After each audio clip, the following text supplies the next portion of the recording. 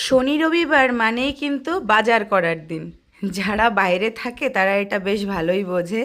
Weekend মানেই হচ্ছে বাজার করার দিন, সমস্ত গ্রোসারি টোসারি যা যা লাগে সব কিছু আনার দিন। বাকি দিন তো উইকডেজ থাকে, তো কাজকর্ম থাকে, বাচ্চাদের পড়াশোনা থাকে, তার জন্য ওই ছুটির দিনেই সব কিছু সবাই কমপ্লিট করে নেয়। তো আজকে যাই হোক চলে এসেছিলাম ন্যাস্টোতে বাজার করতে। আর এই দেখুন আলুর একটা মানে লট এসছে, এটাকে এবার ঢালবে, মানে প্রচুর ভিড়। আর এর মধ্যে আমি একটা জিনিস দেখলাম, আমি ওর বাবার কাছ থেকে কনফার্ম হলাম, দেখো তো এটা ঠিকঠাক আমি দেখলাম কি না। মালঞ্চ শাক। তো আমি তো বনগাঁর মেয়ে, তো বনগাঁটা হচ্ছে এটা মফস্বল শহর, একটু শহর থেকে সামান্য একটু দূরে, না পুরোপুরি একদম অচপাড়াগা, না পুরোপুরি মানে খুব, মানে যাকে বলে ভালো সিটি আর কি।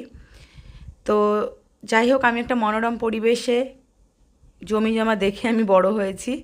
তো দেখুন মালঞ্চ শাক, যা জমি দিয়ে হয়ে থাকে আমাদের ওখানে, মানে এখানে ওখানে হয়ে থাকে, মালঞ্চ সেও কেউ খায় না, গরু ছাগলে খায়।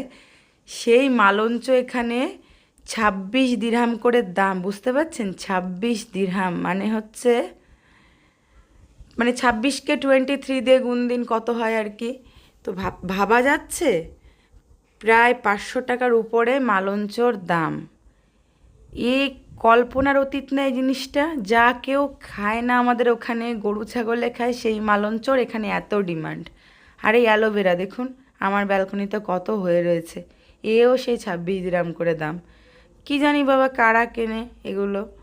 আমি তো আজকে পুরো হাই মালঞ্চ দেখে, মাঝে মধ্যে না দুবাইতে এরকম অবাক করা জিনিসগুলো দেখা যায়, মানে যা স্বপ্নেও কল্পনা করা যায় না।